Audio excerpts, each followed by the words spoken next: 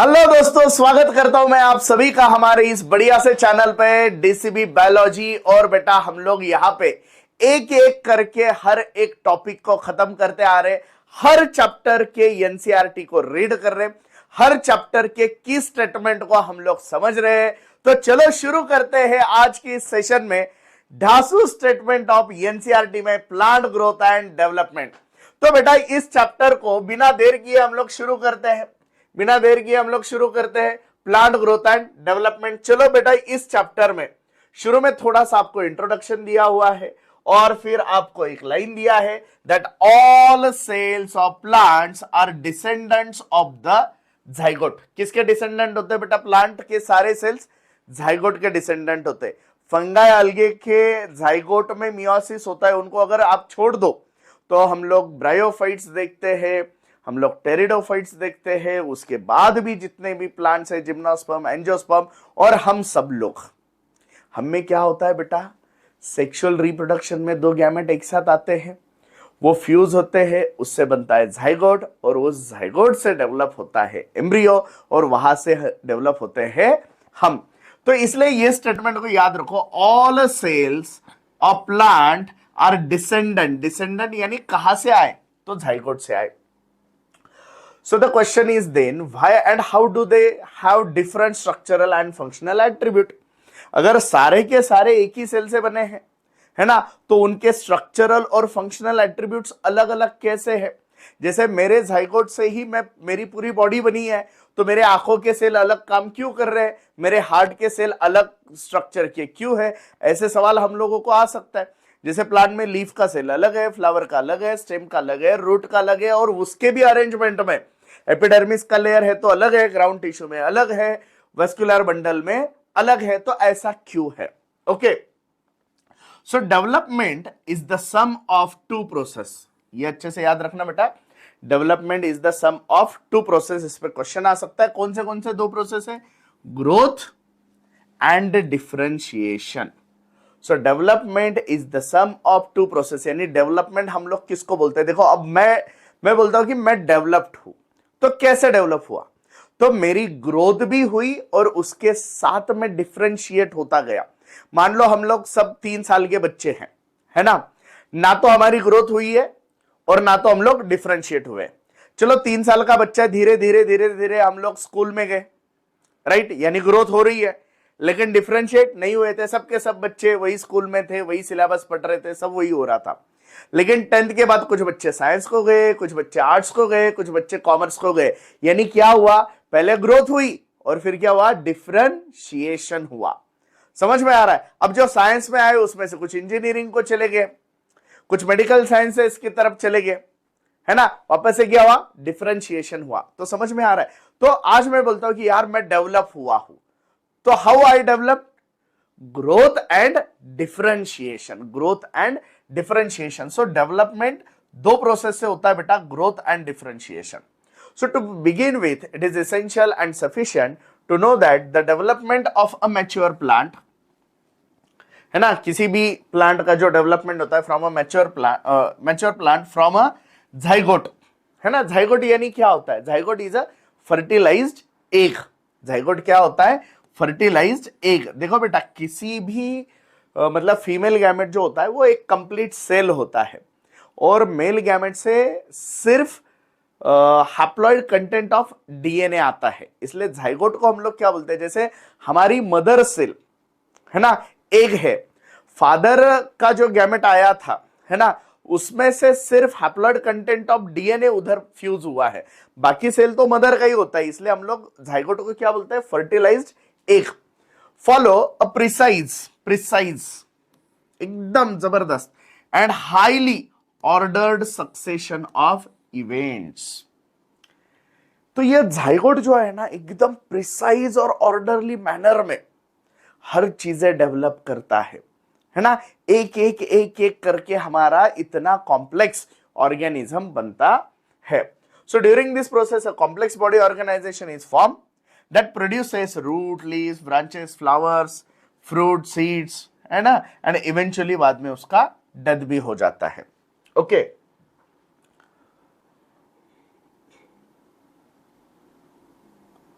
So the first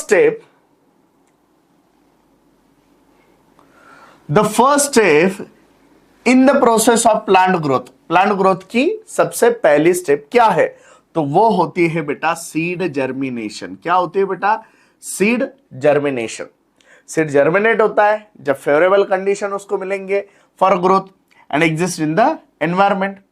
अगर ऐसे favourable condition नहीं है तो seeds do not germinate and goes into a period of suspended growth और रेस्ट। यानी फेवरेबल कंडीशन है तो सीड जर्मिनेट करेगा, अगर फेवरेबल कंडीशन नहीं है तो सीड क्या करेगा? वेट करेगा, सस्पेंडेड फॉर्म में, रेस्ट फॉर्म में चला जाएगा, है ना। और जब भी फेवरेबल कंडीशन उसको लगेंगे वापस से वो अपनी सारी चीजें रिज्यूम कर लेगा, है ना। तो इन दिस चैप्टर हम लोगों को क्या करना है? So study of some of the factors which govern and control this developmental process. हमें कुछ फैक्टर्स पढ़ने हैं जो इस ग्रोथ को कंट्रोल करते हैं या गवर्न करते हैं, यानी उसे ऑर्गेनाइज करते हैं। This factors are both intrinsic and extrinsic. कुछ फैक्टर प्लांट के खुद के होते हैं, कुछ फैक्टर एनवायरमेंट के होते हैं। तो यहां पे आपको ये एक डायग्राम दिखाया हुआ है ना, germination and seedling development in the beans. चलो अब आते हैं हमारे मेन पॉइंट पे, okay, and that is growth. So what is growth? Growth is the fundamental, सब में दिखता है भाई, सब में होता है, कौन सी फॉर्म में होगा ये अलग चीज है, लेकिन ग्रोथ सब में होता है। तो growth is the fundamental and conspicuous, दिखता है, characteristic of living being. So growth कैसा होता है बेटा? फंडामेंटल है एंड कॉन्स्पिकस है, फंडामेंटल है एंड कॉन्स्पिकस है। What is growth? तो ग्रोथ को अगर हमें डिफाइन करना है तो कैसे करेंगे? It is irreversible permanent increase in size of an organ, its parts और even of an individual cell. Irreversible, देखो भाई अब हम लोग यहां तक आ गए, है ना। बहुत बार हम लोगों को ऐसे लगता है कि यार चलो स्कूल के दिन बहुत बढ़िया थे, ज्यादा प्रेशर नहीं था, टेंशन नहीं था, है ना। स्कूल में जो बच्चे, उनको लगता है यार हम लोग बचपन में ही बहुत ठीक ठाक थे, मस्त घर पे ऐश करते थे, सब लोग लाड प्यार करते थे। ये स्कूल में आ गए बहुत परेशान हो गए। यानी हर एक को लगता है कि मेरी प्रीवियस लाइफ ज्यादा अच्छी है, लेकिन क्या हम लोग उसमें जा सकते हैं क्या? नहीं। एक बार हम लोग आगे निकल गए बेटा, निकल गए। वो बोलते हैं ना कि समय एक बार निकल गया तो वापस नहीं आएगा, वैसे ही ये होता है। It is irreversible permanent increase, या तो ऑर्गन का ग्रोथ होगा, या तो उसके पार्ट्स का होगा, या even of an individual cell होगा। So generally growth is accompanied by, growth कैसे होता है? तो it is by metabolic processes. किससे होता है बेटा? Metabolic processes. अब मेटाबॉलिज्म में दोनों आते हैं, anabolism and catabolism. What is anabolism? It is biosynthesis, है ना। यानी मेरी बॉडी में कुछ बन रहा है तो दैट इज एनाबॉलिज्म, मेरे बॉडी में कुछ डिग्रेड हो रहा है, that is catabolism. So growth जो होती है वो मेटाबॉलिक रिएक्शन से होती है, that comprises both anabolic and catabolic reactions that occur at the expense of energy. ये रिएक्शंस कैसे होते हैं? एनर्जी देनी पड़ेगी उसे, फ्री में तो होंगे नहीं, है ना। फ्री में होंगे क्या? वो नहीं होंगे। सो उसे क्या देनी पड़ेगी बेटा? एनर्जी देनी पड़ेगी, राइट। अब आगे देखते हैं।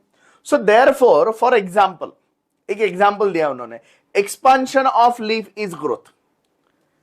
लीफ का अगर एक्सपांशन हो रहा है तो वो ग्रोथ है ना। अब वो पूछ रहे how would you describe swelling of peace of would when placed in water.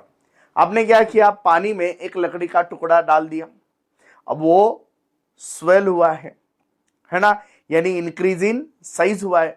तो क्या हम उसे ग्रोथ कह सकते हैं? तो हम लोग बेटा उसे ग्रोथ नहीं कह सकते, बिकॉज आप उस लकड़ी के टुकड़े को निकालो, एकदम मस्त धूप में रख दो, वो वापस से अपनी अपनी जगह पे आ जाएगा। यानी वो जो इंक्रीज इन साइज था वो इरिवर्सिबल था क्या? नहीं। पानी में था, साइज बढ़ गया, बाहर रखा, साइज वापस घट गया। So that is not growth because it is reversible, है ना। बारिश के दिनों में हम लोग देखते हैं हमारे जो लकड़ी के जो दरवाजे होते हैं, है ना, वो बंद होने में खुलने में थोड़ा परेशान करते हैं हम लोगों को। क्यों? क्योंकि उन्होंने ह्यूमिडिटी जो एब्जॉर्ब करके रखी है उसकी वजह से उनकी साइज बढ़ गई, है ना, इसलिए अब वो बंद होने में खुलने में थोड़ा परेशान कर रहे हैं। वही वो समर डेज में क्या होते हैं, वापस से अपनी अपनी जगह पे आ जाते हैं। So that is not growth, है ना, तो उसे ग्रोथ नहीं कहते। नहीं तो हमारे सबके दरवाजे हर साल बारिश के दिनों में ग्रो हो जाते हैं, है ना। So what is growth? It is irreversible permanent increase. ये दिमाग में सेट कर लो बेटा। ओके, सो प्लांट की ग्रोथ जो होती है ना वो जनरली इनडिटर्मिनेट है। इनडिटर्मिनेट क्यों बोला है और आगे डिटर्मिनेट भी क्यों बोला है ना। अब ये कौन से कॉन्टेक्स्ट में हम लोग बात कर रहे हैं उस पर डिपेंड करता है बेटा, है ना। सो प्लांट ग्रोथ इज यूनिक, ये अच्छे से ध्यान दो। प्लांट ग्रोथ यूनिक है बेटा, उसके जैसी ग्रोथ बाकी किसी की नहीं है इस दुनिया में, है ना। Because plants retain the capacity for unlimited growth throughout their life, यानी वो अनलिमिटेड ग्रो कर सकते हैं।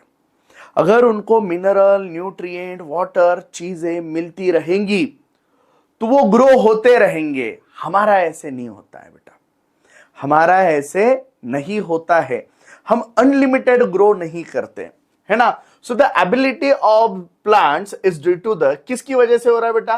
Presence of meristem at certain locations in their body. तो उनके पास क्या है? मेरिस्टेम है। मेरिस्टेम यानी डिवाइडिंग सेल्स। मेरिस्टेम का मतलब क्या होता है? Dividing cells. तो उनके पास ये मेरिस्टेम है, इसलिए वो क्या करते हैं? अनलिमिटेड ग्रो होते रहते हैं। अब ये मेरिस्टेम हर जगह पे है क्या? नहीं, कुछ स्पेसिफिक लोकेशन पे। आपने नाम सुना होगा रूट अपाइकल मेरिस्टेम, यानी रूट की अपेक्स पे है। शूट अपाइकल मेरिस्टेम शूट की अपेक्स पे है। लैटरल मेरिस्टेम, है ना, अंदर है ना, उसमें कॉर्क कैम्बियम भी होता है, यानी कॉर्टेक्स में भी हो सकता है। वेस्कुलर कैम्बियम, वेस्कुलर बंडल्स में भी हो सकता है। तो दीज आर द मेरिस्टेम्स, उसे हम लोग कहते हैं मेरिस्टेम, यानी डिवाइडिंग टिश्यूज।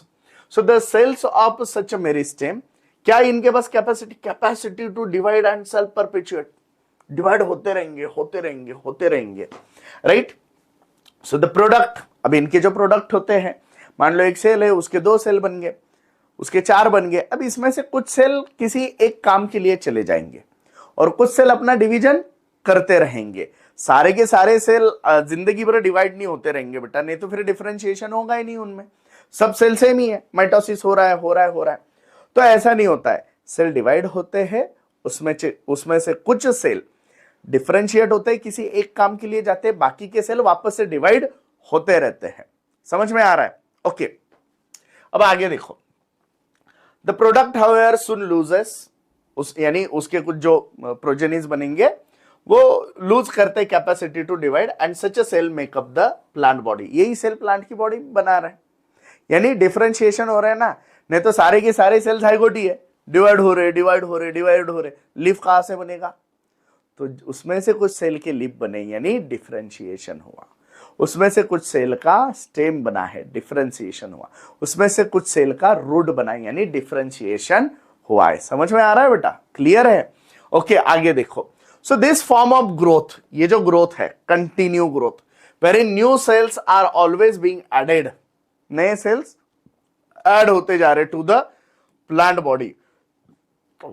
किसके एक्टिविटी से? मेरिस्टेम की एक्टिविटी से। And this is called as open form of growth.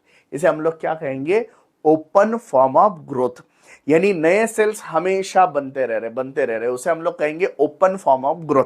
तो आपको क्वेश्चन आता है बेटा, प्लांट की ग्रोथ कैसी है? तो प्लांट की ग्रोथ पहले तो यूनिक है, राइट, और अब ओपन है। समझ में आ रहा है?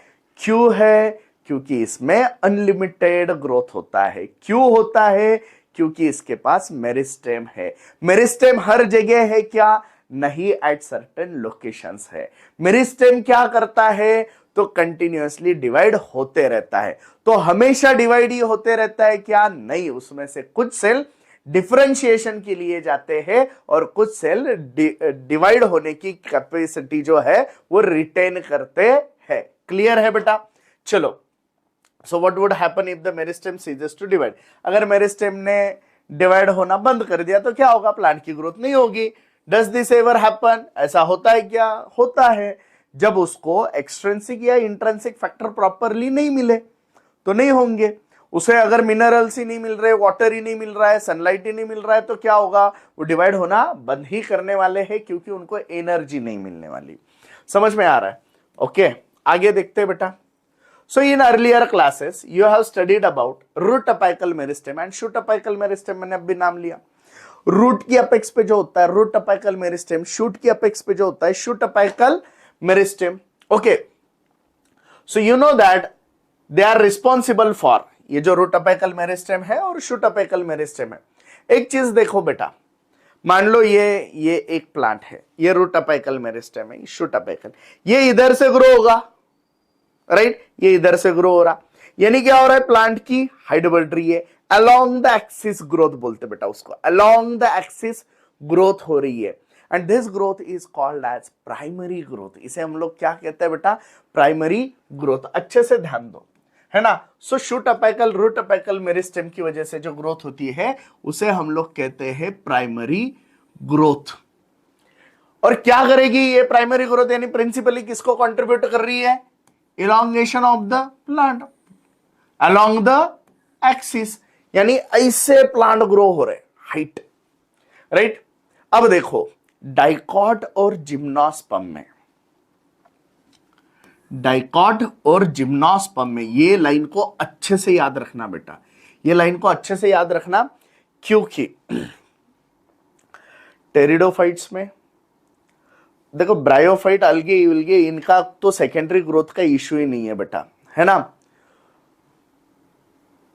टेरिडोफाइट में भी नहीं होता है, लेकिन जिम्नोस्पर्म और डाइकॉट में, मोनोकॉट में भी नहीं होगा। जिम्नोस्पर्म और डाइकॉट में कुछ स्पेशल मेरिस्टेम होते हैं जिनकी वजह से अलोंग द एक्सिस नहीं, ऐसी भी ग्रोथ होती है, गर्थ, उसे हम लोग कहते हैं गर्थ। तो गर्थ भी ग्रो हो सकती है। So in dicot and gymnosperm lateral meristems are present. अगर वो लैटरल मेरिस्टेम वेस्कुलर बंडल में है, जाइलम फ्लोएम में, तो उसे कहेंगे वेस्कुलर कैम्बियम। अगर वो कॉर्टेक्स में प्रेजेंट है तो उसे कहेंगे कॉर्क कैम्बियम, है ना? और ये शुरू के लाइफ में नहीं होते, वो बाद में ऐड होते हैं बेटा, बाद में ऐड होते हैं। और वो क्या करते हैं बेटा? Increase in the girth of the organs. क्या याद रखना है यहां पे आपको? In dicot and gymnosperm lateral meristems are present which are vascular cambium and cork cambium, responsible for the increase in girth of the organs। समझ में आ गया? स्टेम का गर्थ बढ़ाएंगे, रूट का गर्थ बढ़ाएंगे। क्लियर है बेटा? समझ में आ रहा है? तो रूट अपाइकल, अच्छे से ध्यान दो, root apical shoot apical meristem along the axis growth, primary growth, है ना? Lateral meristem vascular cambium and cork cambium, increase in girth, secondary growth. ऐसी ग्रोथ को हम लोग क्या कहते हैं बेटा? Secondary growth. समझ में आ गया? यहां तक क्लियर है? यहां तक कोई डाउट? चलो आगे चलते हैं। Growth is measurable. ग्रोथ को हम लोग गिन सकते हैं, है ना? ग्रोथ को हम लोग मेजर कर सकते हैं। ओके, कैसे? So growth at a cellular level, है ना? ग्रोथ कहां पे होती है? बेसिकली सेल्यूलर लेवल पे होती है ना? And is a principally consequence of increase in the amount of protoplasm, है ना? सेल के अंदर का प्रोटोप्लाज्म बढ़ा तो सेल की ग्रोथ हो गई। But increase in protoplasm is difficult to measure. उसे हम लोग डायरेक्टली मेजर कर सकते हैं क्या बेटा? नहीं कर सकते। तो अगर मुझे ग्रोथ को मेजर करना है और मैं प्रोटोप्लाज्म की ग्रोथ को मेजर नहीं कर सकता, तो मेरे पास क्या ऑप्शन है? तो मेरे पास ये ऑप्शन है कि मैं उसके जैसे कुछ फैक्टर्स ढूंढूं और उसे मेजर करूं, है ना? So one generally measures some quantity which are more or less proportional to it. फिर क्या क्या चेक कर सकते हैं हम लोग? Increase in fresh weight, increase in dry weight, length, area, volume, cell number, ये 6 के 6 फैक्टर आपके दिमाग में सेट होने चाहिए। Fresh weight, dry weight, length, area, volume, cell number. Fresh weight, dry weight, length, area, volume, cell number. तो इनको गिन के हम लोग प्लांट की ग्रोथ को मेजर कर सकते हैं। अभी आपको यहां पे कुछ एग्जाम्पल दिए हुए हैं, ये एग्जाम्पल को अच्छे से याद रखना है। अगर हम लोग रूट अपाइकल मेरिस्टेम की बात करेंगे, है ना, मेज की, तो एक सिंगल सेल 1 घंटे में 17,500 न्यू सेल्स बनाता है। कितना? 17,500 इतने नए सेल बनते हैं बेटा, है ना। वेराज cells in the watermelon, watermelon का अगर एग्जांपल लेंगे तो वो एक सिंगल सेल 3.5 लाख टाइम्स, है ना, 3,50,000 टाइम्स उसकी साइज ग्रो होती है ना। तो पहली केस में 17,500 में नंबर गिना, दूसरी केस में साइज क्या गिना? साइज। ये देखो, इन द फॉर्मर पहले में growth is expressed as increase in cell number, और दूसरे में वाटरमेलन में express the growth as increase in size of the cell. Okay, अब पोलन ट्यूब की ग्रोथ हो रही है। पोलन ट्यूब ऐसे नीचे नीचे नीचे नीचे जाती है स्टाइल थ्रू, है ना। तो उसमें किसकी ग्रोथ गिन रहे हम लोग? लेंथ। क्या गिन रहे बेटा? लेंथ। समझ में आ रहा है ना। अभी अगर हम लोग लीफ का देखेंगे तो लीफ का हम लोग गिनते हैं सरफेस एरिया। क्या गिनते हैं? Surface area. ओके, अब आपको दिए हुए हैं फेजेस ऑफ ग्रोथ। क्या दिए हैं? Phases of growth. देखो, the period of growth is generally divided into 3 phases, है ना। जो ग्रोथ है उसको 3 फेजेस में हम लोगों ने डिवाइड किया, एक meristematic, elongation and maturation. Cell बहुत बार डिवाइड हो रहे हैं, मेरिस्टेमेटिक। सेल की साइज बढ़ रही है, इलॉन्गेशन, और सेल मैच्योर हो रहे हैं, मैच्योरेशन। समझ में आ रहा है? अब देखो, so the constantly dividing cells both at the root apex and shoot apex क्या रिप्रेजेंट करते हैं? Phase of meristematic, phase of growth. कौन सा फेज बता रहे वो? मेरिस्टेमेटिक। अब क्या कैरेक्टरिस्टिक है बेटा? आपको ये कैरेक्टरिस्टिक पे क्वेश्चन आते हैं। मेरिस्टेमेटिक फेज में जो सेल्स होते हैं उनके कैरेक्टर क्या क्या होते हैं? तो वो रिच इन प्रोटोप्लाज्म होते हैं, लार्ज एंड कॉन्स्पिकस न्यूक्लियस होता है, सेल वॉल प्राइमरी होती है, सेलुलोजिक होती है, प्लाज्मोडेस्मेटल कनेक्शंस बहुत ज्यादा होते हैं। So these are the characteristics of meristematic phase of growth, है ना। तो ये अच्छे से याद रखना है। देखो, rich in protoplasm, large and conspicuous nuclei, cell wall is primary and cellulosic and abundant plasmodesmatal connection, बहुत ज्यादा प्लाज्मोडेस्मेटल कनेक्शन है। तो आपको क्वेश्चन आता है कि मेरिस्टेमेटिक फेज के सेल के कैरेक्टरिस्टिक्स इसमें से कौन से हैं? फिर आपको कुछ 2-3 कैरेक्टर मिक्स करके देते हैं और आपको पहचानना होता है। ओके, अब थोड़ा अगर हम लोग उसके ऊपर चले गए हम लोग अगर थोड़ा उसके ऊपर अगर चले गए तो क्या आता है बेटा? Phase of elongation. Phase of elongation में क्या होता है? वैक्यूल। देखो, सेल की साइज जब बड़ी होती है ना बेटा, तो प्लांट सेल में मेन है वैक्यूल। वैक्यूल की साइज बड़ी होती है ना। सो उसे हम लोग कहते हैं इंक्रीज्ड वैक्यूलेशन। क्या कहेंगे बेटा? Increased vacuolation. देखो, फेज ऑफ इलॉन्गेशन क्या है? Increased vacuolation, right. Cell enlargement, cell बड़ा हो गया, और न्यू सेल वॉल डिपोजिशन, है ना, यहां पे आ जाते हैं। यानी कुछ अलग अलग कंपोनेंट सेल वॉल में आएंगे। देखो, प्राइमरी सेल वॉल जो होती है मेरिस्टेमेटिक सेल्स की, उन्हें हमेशा डिवाइड होना है तो वो सिर्फ सेलुलोजिक होती है, थीन होती है। जैसे सेल इलॉन्गेशन में जाती है, डिपोजिशन आते हैं, और मैच्योरेशन में जाने के बाद तो ये प्रोसेस मैच्योर हो जाता है, खत्म हो जाता है। ओके, अब आगे देखते हैं बेटा। Further away from the apex that more proximal to the phase of elongation, है ना।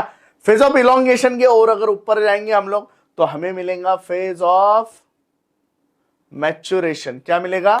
Phase of maturation. So the cells of this zone, यहां के सेल्स क्या करेंगे बेटा? Attain their maximal size, highest size पे पहुंच जाएंगे। इन टर्म्स ऑफ क्या? वॉल थिकनिंग खत्म हुआ है, प्रोटोप्लाज्मिक मॉडिफिकेशन खत्म हुए हैं, तो फेज ऑफ मैच्योरेशन में क्या याद रखना है, मैक्सिमल साइज अटेंड कर लिया, वॉल थिक बना लिए, सेल वॉल डिपोजिशन। अब ये डिपेंड करता है बेटा कि सेल कहां पे मैच्योर हो रही है। So depending on the location of maturation cell उसकी हिसाब से मैच्योर करती है अपने आप को, है ना। एंड प्रोटोप्लाज्मिक मॉडिफिकेशन, देखो most of the tissue and cell types you are studied in earlier classes represent this phase, है ना। इसके पहले हम लोगों ने जो देखे, मान लो जाइलम फ्लोएम वगैरह जो देखते तो वो मैच्योरेशन की जगह पे होते हैं। क्लियर है, ओके। चलो आगे देखते, growth rate. What is growth rate? So the increased growth per unit time is termed as growth rate. किसी पर्टिकुलर टाइम में कितना ग्रोथ हो रहा है उसे हम लोग क्या कहेंगे बेटा, ग्रोथ रेट। क्या कहेंगे, growth rate. So this rate of the growth can be express mathematically, उसे मैथमेटिकली एक्सप्रेस कर सकते हैं। दो ग्रोथ है, एक अरिथमेटिक है, एक ज्योमेट्रिक है। अरिथमेटिक में क्या होता है बेटा, अरिथमेटिक में ग्रोथ लीनियर फॉर्म में बढ़ती है, 1 cell, 2 cell, 3 cell, 4 cell, 5 cell, 6 cell. Geometric में क्या होता है, 1, 2, 4, 8, 16, 32, 64 ऐसे 128 ऐसे बढ़ते जाते हैं। ये देखो यहां पे अरिथमेटिक ग्रोथ क्या, अरिथमेटिक ग्रोथ में क्या हुआ, मान लो यहां पे एक सेल है, ये सेल डिवाइड हुई, इसके 2 सेल बन गए, दोनों में से एक ने डिवाइड होना छोड़ दिया, एक ने डिवाइड होना छोड़ दिया, कहीं डिफरेंशिएशन को चली गई, ये डिवाइड हो रही है। अब इसके और 2 सेल बने, दोनों में से वापस से एक ने डिवाइड होना छोड़ दिया, एक डिवाइड हो रही है, तो इनका नंबर ऐसे बढ़ेगा 1 2 3 4 5, यानी लीनियर ग्राफ जब निकालेंगे ना लीनियर आएगा, राइट। ज्योमेट्रिक में ऐसा नहीं होता है बेटा, एक सेल है सीधा उसके बनेंगे 2, दोनों के दोनों डिवाइड होके 4, चारों के चारों डिवाइड होके 8, आठों के आठों डिवाइड होके 16। इसे कहते हैं ज्योमेट्रिक ग्रोथ। लेकिन बेसिकली नेचर में इस ज्योमेट्रिक ग्रोथ को ब्रेक लग जाते हैं कुछ ना कुछ कम पड़ने की वजह से। ओके, तो आगे देखते हैं हम लोग इसके बारे में। यहां पे आपको जाइगोट का डिवीजन दिया है, पहले 2 सेल बने, फिर 4 बने, है ना, फिर 8 बने, है ना, और फिर ग्रोथ चलता रहा। कुछ सेल ने अपना डिवाइडिंग पोटेंशियल वैसे के वैसे रखा और बाकी के सेल ने अपना डिवाइडिंग पोटेंशियल छोड़ दिया। चलो आगे देखते हैं। The growth rate shows an increase that may be arithmetic और ज्योमेट्रिकल। ग्रोथ जो होती है वो या तो अरिथमेटिक होती है या तो ज्योमेट्रिकल होती है। सो इन अरिथमेटिक ग्रोथ क्या हुआ, देखो बेटा, mitotic cell division, after mitotic cell division only 1 daughter cell continues to divide. मान लो एक सेल थी, डिवाइड होकर 2 बन गए, दोनों में से किसी एक ने ही डिवाइजन चालू रखा और दूसरी जो थी वो क्या हो गई, डिफरेंशिएट और मैच्योर हो गई। सो द सिंपलेस्ट एक्सप्रेशन, इसके लिए सिंपलेस्ट एक्सप्रेशन क्या होता है, ये होता है LT is equal to L0 plus RT, यानी length after time T is equal to length at a time 0 plus, है ना, ग्रोथ रेट R क्या होता है, ग्रोथ रेट एंड T क्या होता है, टाइम। तो ये चीजें आपको याद रखनी है। और ये उसका ग्राफ, ये उसका ग्राफ। तो आपको पूछेंगे अरिथमेटिक ग्रोथ का ग्राफ कैसा है, तो इट इज लीनियर। कैसा होता है, लीनियर। अब आगे देखते हैं बेटा ज्योमेट्रिक के बारे में, अब आगे देखते हैं ज्योमेट्रिक के बारे में।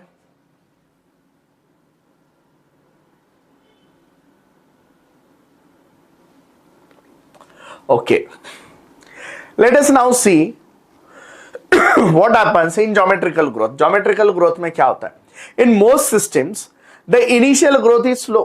पहली ग्रोथ एकदम स्लो होती है, यानी पहले नंबर भी कम होता है। मान लो 1 ही है, क्या हो गया, दुगने भी हुए तो 2 ही हुए ना, 2 थे, दुगने हो गए, 4 ही बनेंगे ना।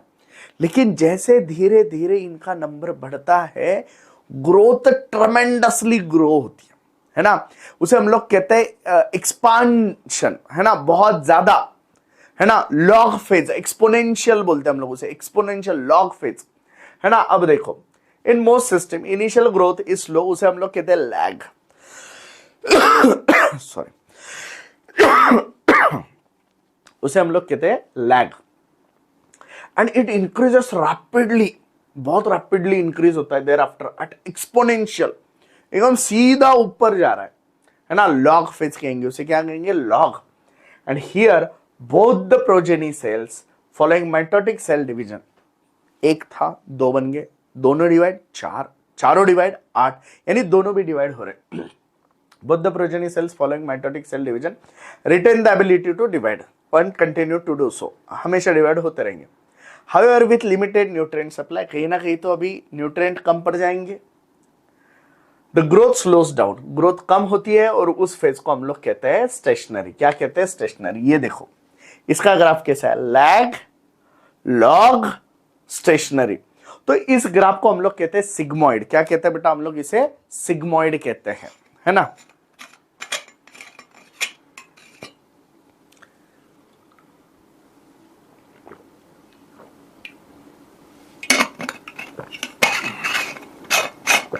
ओके चलो, तो इसे हम लोग कहते हैं सिग्मोइड।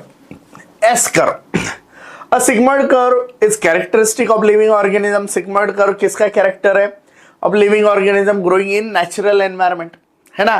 क्योंकि नेचुरल एनवायरनमेंट में क्या होता है बेटा, इनिशियली सारी चीजें मिलती है और धीरे धीरे धीरे जब आपका नंबर बहुत बढ़ता है तो चीजें कम पड़ती है और फिर हम लोग स्टेशनरी फेज में आ जाते हैं। So it is typical for all cells, tissue and organs of plants, है ना, ये सबके लिए है। अब इसका एक्सप्रेस हम लोग इसे कैसे कर सकते हैं, W1 is equal to W0 ERT। W1 क्या है, फाइनल साइज, वो वेट, हाइट, नंबर कुछ भी हो सकता है। W0 क्या है, इनिशियल साइज, है ना, बिगिनिंग में जो था। R ऑब्वियसली ग्रोथ रेट है, T टाइम ऑफ ग्रोथ है, E base of natural logarithm. अब यहां की जो दो लाइनें ये बहुत इंपॉर्टेंट है, इस पे क्वेश्चन आ सकता है। छुपी हुई, है ना, ये मतलब ऐसा है कि एकदम छुप के बैठी हुई लाइनें हैं और इस पे क्वेश्चन बहुत बढ़िया बनते हैं। So R is the relative growth rate. R जो हम लोगों ने लिखा है बेटा वो क्या है, relative growth rate, and is also the measure of the ability of the plant to produce new plant material, है ना। इसमें हम लोग ऐसा भी मेजर कर सकते हैं, ability of plant to produce new material, और इसे कहते हैं इफिशियंसी इंडेक्स। क्या कहेंगे बेटा, efficiency index. So hence final size W1 depends on the initial size W0। Final size जो है वो किस पे डिपेंड है बेटा, इनिशियल, आपकी शुरुआत कहां से हुई है ना, ये दिखाता है रिलेटिव ग्रोथ में। अब आगे देखो बेटा, आपको ये एग्जांपल दिया हुआ है ना। अब आपको यहाँ पे कैलकुलेशन तो दिया नहीं है लेकिन हमें करना पड़ेगा। तो दो ग्रोथ रेट है बेटा, absolute growth and relative growth, absolute growth and relative growth. अब देखो बेटा, अगर मुझे एब्सोल्यूट ग्रोथ अगर कैलकुलेट करनी है, एब्सोल्यूट ग्रोथ अगर कैलकुलेट करनी है तो क्या करूंगा बेटा, मैं सिंपल सी बात है, फाइनल माइनस इनिशियल। अब एक ही बात करेंगे, फाइनल कितना है 10, इनिशियल कितना था 5, 10 माइनस 5 कितना रह गया बेटा, एब्सोल्यूट ग्रोथ कितनी है 5 सेंटीमीटर स्क्वायर। इस केस में अगर मैं आता हूं तो फाइनल कितना था 55, इनिशियल कितना था 50, कितना आया बेटा 5 सेंटीमीटर स्क्वायर। अगर ये दोनों को आप देखते हो तब लगे यार दोनों की ग्रोथ तो सेम ही आ रही है एब्सोल्यूट, लेकिन फर्क तो है ना भाई। अगर मैंने आपको पूछा अपने एकदम क्या बोलते हैं अंतर मन का जवाब दो, दोनों में ग्रोथ किसकी ज्यादा है, आप बोलोगे सर इसकी ज्यादा है, लेकिन कैसे बताओगे, तो उसे हम लोग कहते हैं रिलेटिव ग्रोथ। आपकी शुरुआत कहां से हुई थी। नो डाउट आपने इतना ग्रोथ कर लिया, नो डाउट आपने इतना ग्रोथ कर लिया, लेकिन ये दोनों में ग्रोथ किसकी है। देखो मान लो हमारी क्लास में बच्चा आया, उसको मार्क आ रहे 550, उसको मार्क आ रहे 550, है ना, और हमारे पास आया उसके मार्क हो गए 650। कितने मार्क हो गए 650। ओके, हम लोग अरे वाह बढ़िया बढ़िया बढ़िया, क्या ग्रोथ की है बंदे ने, राइट। अब और एक बच्चा है जिसके मार्क आए थे 640, ये भाई से 10 मार्क कम। अब लगे यार इसके थोड़े कम है, लेकिन जब मैं ये बोलूंगा कि भैया वो हमारे पास जब आया तब उसके मार्क सिर्फ 100 थे, तब बोले अरे बाप रे, फिर इसका ग्रोथ ज्यादा है। यानी वो 100 से 640 पे गया और ये 550 से 650 पे गया है। तो आप ग्रोथ को समझ रहे हो। रिलेटिव ग्रोथ क्या होता है, आप शुरू में कौन थे इस पे ये चीजें बहुत डिपेंड करती है। मान लो एक बच्चा है जिसको सारी चीजें एकदम आराम से मिल रही है, वो डॉक्टर के लिए मतलब नीट क्रैक करके एमबीबीएस की सीट उसको मिल गई, उसकी ज्यादा वाहवाही नहीं होंगी बेटा। लेकिन कोई गांव से आया हुआ बच्चा है, शुरू में इंग्लिश पढ़ने में भी उसको प्रॉब्लम थी, घर की परिस्थिति उतनी अच्छी नहीं थी, और वो बच्चा जब एमबीबीएस को जाएगा तो हम लोग वाह वाह करेंगे। बहुत बार मेरे स्टूडेंट्स को भी लगता है कि यार सर किसी एक का नाम बहुत ज्यादा बार ले रहे, दूसरे का नहीं ले रहे। उसका रीजन है रिलेटिव ग्रोथ। आपकी शुरुआत कहां से हुई है, दैट इज इंपॉर्टेंट। मेरे पास सब कुछ है और अब मैं बहुत अच्छी पोजीशन पे हूं, वेरी गुड, नो प्रॉब्लम। लेकिन मैं नीचे से उठकर अगर आपके बाजू में आके बैठा हूं तो that is called as growth. समझ में आ रहा है बेटा? इस चीज को हमेशा याद रखना, हमेशा याद रखना, मैं कहां पे बैठा था और अब मैं कहां पे आया हूं, दैट इज इंपॉर्टेंट। ओके चलो अब आगे देखते हैं रिलेटिव ग्रोथ कैसे कैलकुलेट करना है। तो रिलेटिव ग्रोथ को अगर कैलकुलेट करना है तो उसे परसेंटेज निकालनी पड़ेगी। कैसे? तो देखो इसकी एब्सोल्यूट ग्रोथ कितनी है, 5।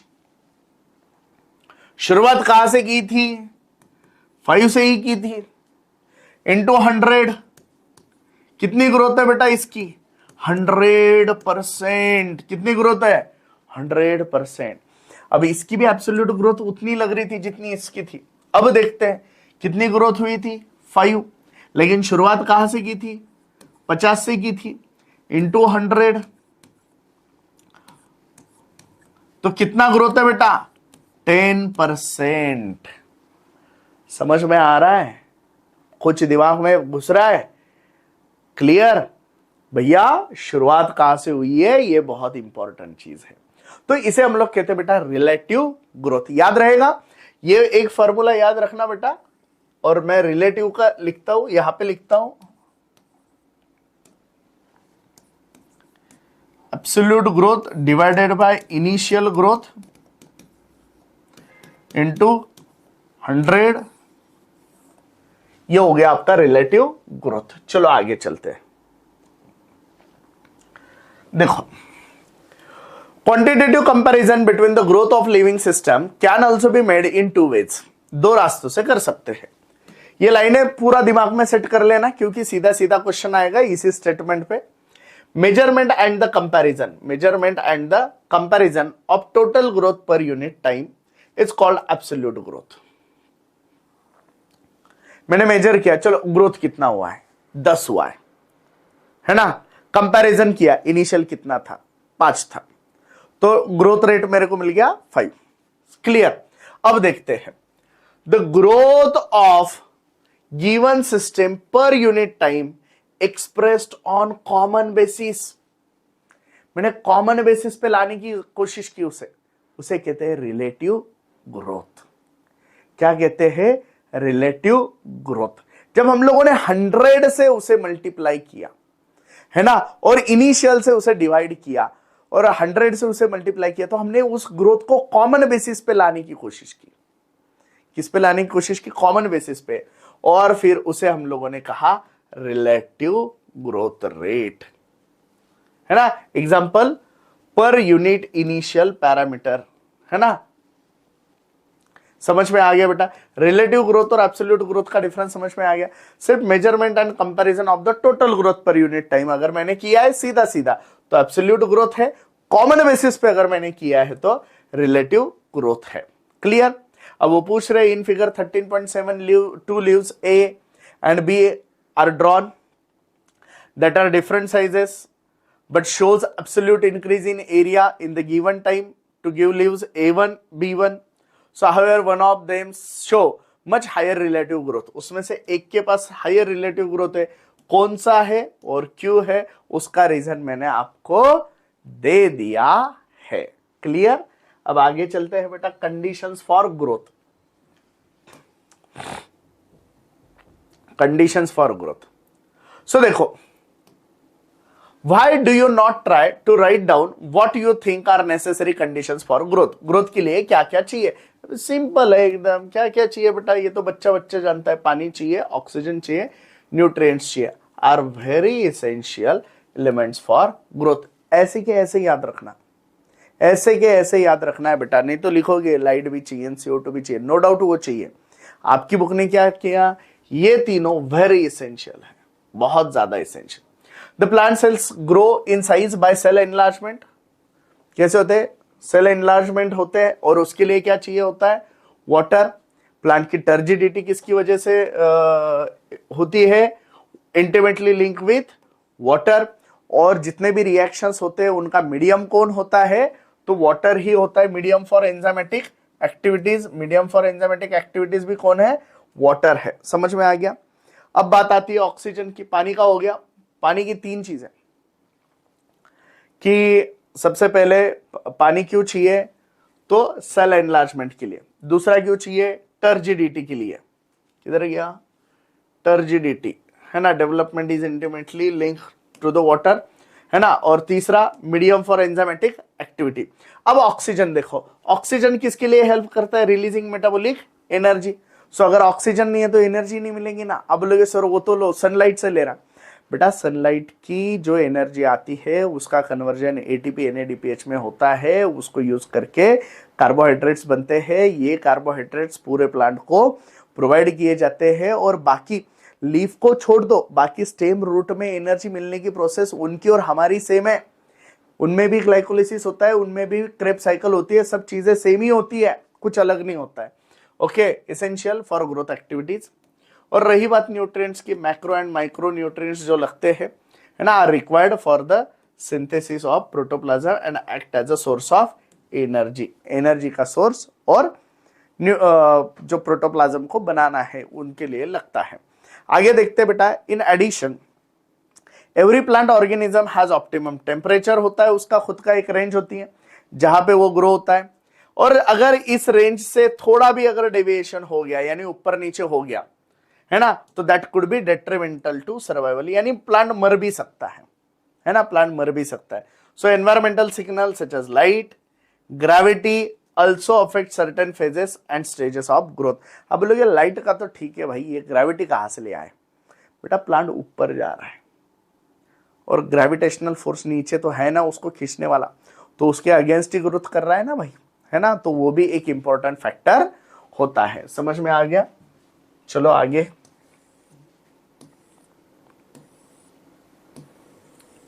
बहुत इंपॉर्टेंट पॉइंट है बेटा, differentiation, D differentiation and रीडिफरेंशिएशन। Okay, चलो सीधा सीधा बोलता हूं। एक सेल है, उसकी मतलब डिवाइड हो रही है, सब एकदम मस्त चल रही है, वहां से निकल के कुछ और काम करने लग गई, डिवाइडिंग पोटेंशियल छोड़ दिया, डिफरेंस कर लिया उसने अपने आप में, डिफरेंशिएटेड, है ना।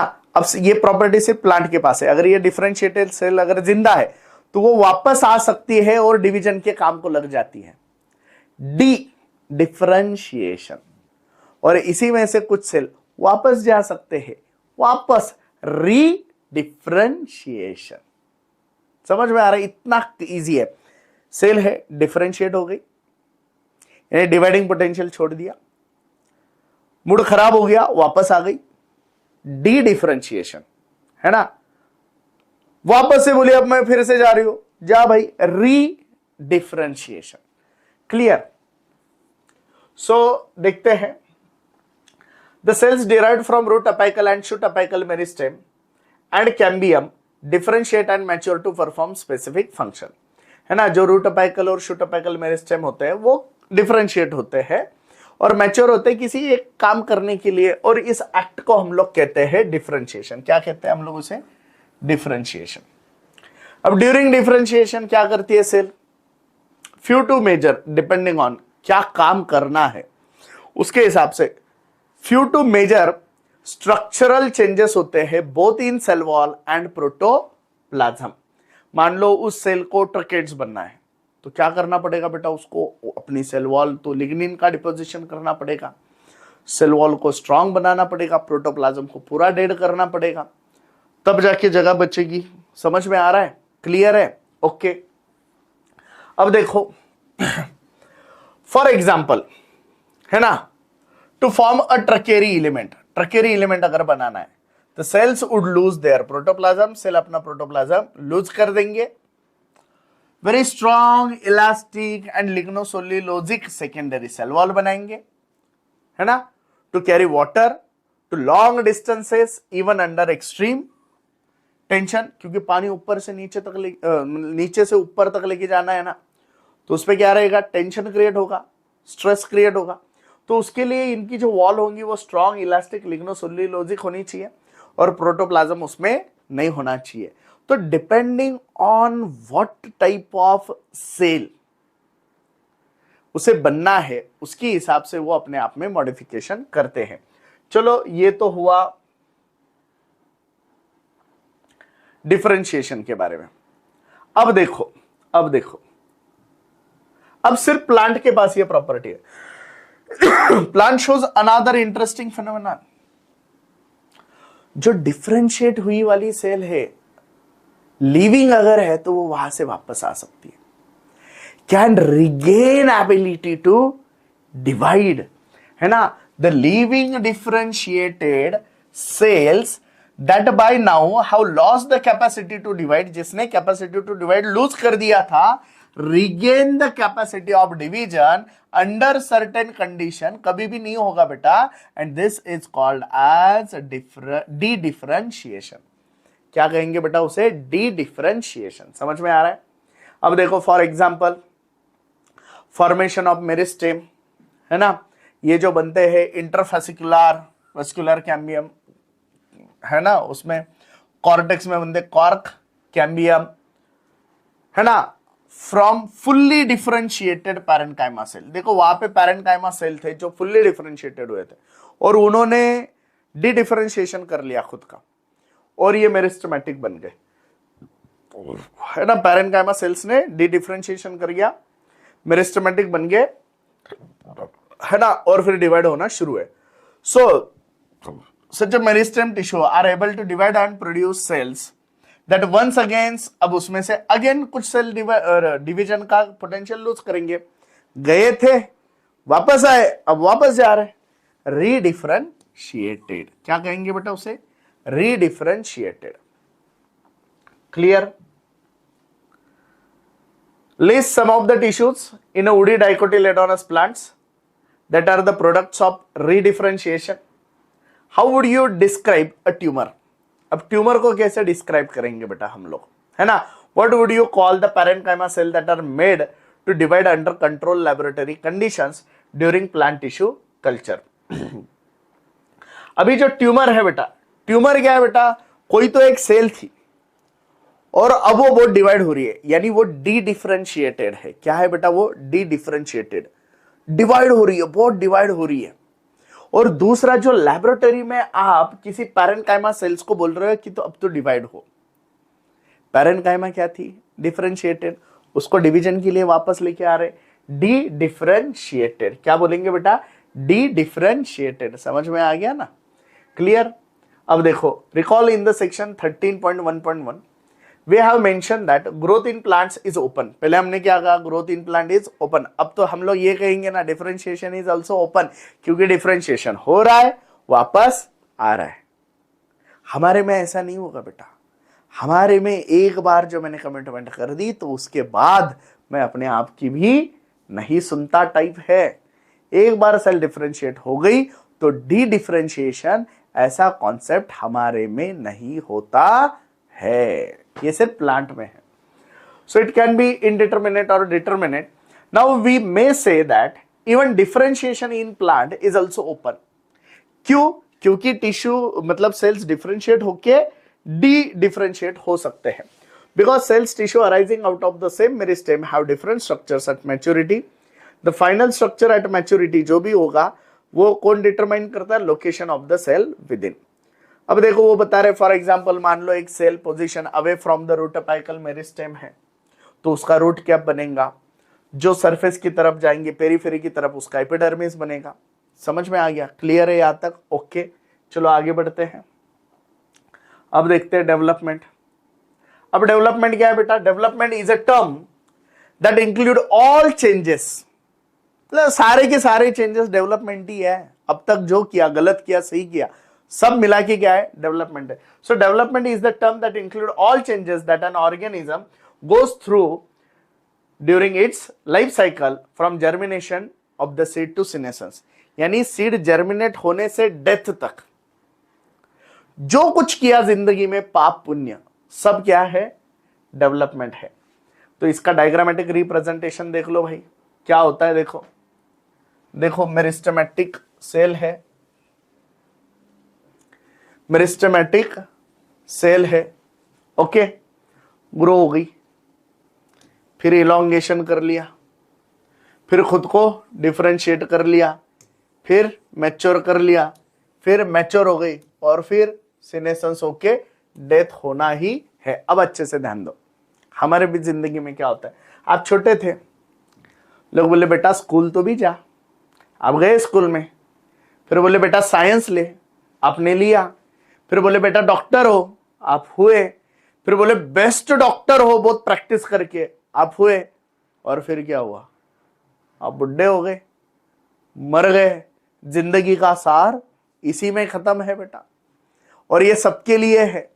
हम लोगों को एक एक चीजें बोली जाती है, भैया स्कूल में जाओ, गए, बेटा डिफरेंशिएट साइंस ले लो, लिए, बेटा डॉक्टर बनने की कोशिश करो, किए, बेटा भारी डॉक्टर बनना, सिर्फ एमबीबीएस करके कुछ नहीं होता है ना, बने, फिर क्या हुआ? प्रैक्टिस करके बुढ़े होके मर गए। क्लियर? तो प्लांट में भी ये होता है, प्लाज्मेटिक ग्रोथ होके सेल डिवाइड होने को आ सकती है, अदरवाइज सेल इलॉन्गेशन होगा, डिफरेंशिएशन होगा, मैच्योरेशन होगा, मैच्योर होगी, सेनेसेंस होगा और डेथ होगी। इसे कहते हैं हम लोग डेवलपमेंट। क्या कहते हैं बेटा हम लोग इसे? डेवलपमेंट। अब प्लांट में और एक चीज खास है, that plant shows different pathway in response to environment और फेजेस ऑफ लाइफ। ये वाली लाइन को याद रखो, किसको रिस्पॉन्स करती है? एनवायरमेंट और फेजेस ऑफ लाइफ, दो चीजें। तो depending on the environment and phase of life plant की ग्रोथ अलग अलग हो सकती है ना, different kind of structures. So this ability, इस एबिलिटी को हम लोग कहते हैं प्लास्टिसिटी। यानी एनवायरमेंट एक था तो ग्रोथ अलग थी, दूसरा हुआ तो ग्रोथ अलग टाइप की हुई। अब इसका एग्जांपल दिया बेटा heterophylly in cotton, coriander and larkspur. Clear? क्या है इन प्लांट्स में, है ना, ये वाले 1 2 3, in such a plants the leaves of the juvenile plant are different in shape from those in mature plants। यानी जब छोटे थे, जुवेनाइल थे, तब अलग थे, और बड़े हुए तो अलग थे। यानी इन तीनों में जो प्लास्टिसिटी शो हो रही है वो किस पे डिपेंड है? Phase of life. किस पे डिपेंड है? Phase of life. और आगे देखो बेटा, आगे देखो, on the other hand difference in shapes of leaves, है ना, produced in air and those produced in water in butter cup. आता है हे कशामुळे? ये किसकी वजह से? एनवायरमेंट की वजह से। हवा में अलग और पानी में अलग। आपको क्वेश्चन आएगा कि फेज ऑफ लाइफ की वजह से प्लास्टिसिटी दिखाने वाले प्लांट्स का एग्जाम्पल बोलो। किसका एग्जाम्पल बोलोगे? Cotton, coriander, लार्कस्पर। एनवायरमेंट की वजह से प्लास्टिसिटी शो करने वाले का एग्जाम्पल बताओ, क्या बोलोगे? Buttercup. क्या बोलोगे? Buttercup. So this heterophylly is an example of plasticity. समझ में आ रहा है बेटा? क्लियर है? चलो आगे चलते हैं। ये दिमाग में सेट करो, है ना, फेज ऑफ लाइफ के लिए कॉटन, कोरिएंडर, लार्कस्पर है, और एनवायरमेंट के लिए बटर कप है। कौन है? बटर कप है। आगे देखो, thus growth, differentiation and development are very closely related events in the life of the plant. So broadly development is considered as the sum of growth and differentiation. Development क्या होता है? Growth and differentiation का सम होता है। Development in plants is under control of, already देखा है, intrinsic and extrinsic factor पे होता है। कुछ इंट्रासेल्युलर होते हैं, दैट इज जेनेटिक। कुछ इंटरसेल्युलर होते हैं, that is plant growth regulators. Intra, cell के अंदर का, इंट्रासेल्युलर सेल की अंदर का, उस वहां पे तो डीएनए। इंटर, दो सेल्स के बीच में जो कनेक्शंस बनाएंगे, प्लांट ग्रोथ रेगुलेटर। और एक्सट्रिंसिक में आते हैं light, temperature, water, oxygen and nutrients. Clear है बेटा? अब हम लोगों को स्टार्ट करने हैं प्लांट ग्रोथ रेगुलेटर। क्या स्टार्ट करने बेटा हम लोगों को? Plant growth regulator. चलो देखते हैं एक बार प्लांट ग्रोथ रेगुलेटर्स। सबसे पहले कैरेक्टरिस्टिक्स के बारे में देखेंगे बेटा इनके। The plant growth regulator PGR कैसे होते हैं बेटा? कैसे होते हैं? Small simple molecules of diverse chemical composition, यानी छोटे हैं, सिंपल है, लेकिन इनके केमिकल कंपोजिशन डाइवर्स होते हैं, है ना, बहुत अलग अलग होते हैं। सो उनमें कुछ इंडोल कंपाउंड्स भी हो सकते हैं, इंडोल 3 एसिटिक एसिड, जिन्हें हम लोग ऑक्सीन कहते हैं कॉमनली। एडेनिन डेरिवेटिव भी हो सकते हैं, N6 फुरफुरिला अमाइनो प्यूरिन, काइनेटीन बोलते हैं हम लोग इन्हें, है ना, ये साइटोकाइनिन है। डेरिवेटिव्स ऑफ कैरोटीनॉइड भी होते हैं, उन्हें हम लोग एब्सिसिक एसिड या शॉर्ट में ABA कहते हैं। टर्पीन से भी डिराइव किए हो सकते हैं, जिन्हें हम लोग जिबरलिक एसिड कहते हैं, है ना, जिसमें मोस्ट कॉमनली स्टडीड GA3 है। और गैसेस फॉर्म में भी हो सकते हैं, दैट इज इथाइलिन C2H4। समझ में आ रहा है? तो ये बहुत डाइवर्स अलग अलग केमिकल कंपोजिशन के हो सकते हैं। आपको मैच द पेयर में ये क्वेश्चन आ सकता है बेटा, है ना। मैच द पेयर में इंडोल 3 एसिटिक एसिड ऑक्सीन है, एडेनिन डेरिवेटिव है ना, या काइनेटीन ये साइटोकाइनिन है, डेरिवेटिव ऑफ कैरोटीनॉइड्स ये एब्सिसिक एसिड है, टर्पीन डेरिवेटिव जिबरलिक एसिड है, और गैसेस फॉर्म में इथाइलिन होता है ना। अब देखो प्लांट ग्रोथ रेगुलेटर्स को अलग अलग बुक में प्लांट ग्रोथ सब्सटेंसेस या फिर प्लांट हार्मोन्स और फाइटो हार्मोन्स भी कहा जाता है। द पीजीआर, अब ये जो है प्लांट ग्रोथ रेगुलेटर्स, है ना, broadly divided into 2 groups, 2 group में डिवाइड किए हैं। एक प्रमोटर की फॉर्म में जो होते हैं ना, एक्टिविटीज को बढ़ाते हैं, और एक होते हैं इनहिबिटर की फॉर्म में, एक्टिविटीज को रोकने की कोशिश करते हैं, है ना। So one group of PGR are involve in growth promoting activities, यानी प्रमोशन करेंगे, जैसे सेल डिवीजन है, सेल एनलार्जमेंट है, पैटर्न फॉर्मेशन है, ट्रॉपिक ग्रोथ है, फ्लावरिंग, फ्रूटिंग, सीड फॉर्मेशन, यानी चीजों को अच्छा करने की कोशिश कर रहे, प्रमोट करने की कोशिश कर रहे, है ना। तो इन्हें हम लोग क्या कहेंगे? प्रमोटर्स। क्या कहेंगे? प्रमोटर्स। एग्जाम्पल क्या है? ऑक्सीन है, जिबरलिन है, साइटोकाइनिन है, ऑक्सीन है, जिबरलिन एंड साइटोकाइनिन है। The PGR of the other group play an important role in plant responses to wounds and stress. जब भी प्लांट टेंशन में आ जाएंगे, आप भैया सिर्फ हमको टेंशन नहीं आता, प्लांट को भी टेंशन आता है ना।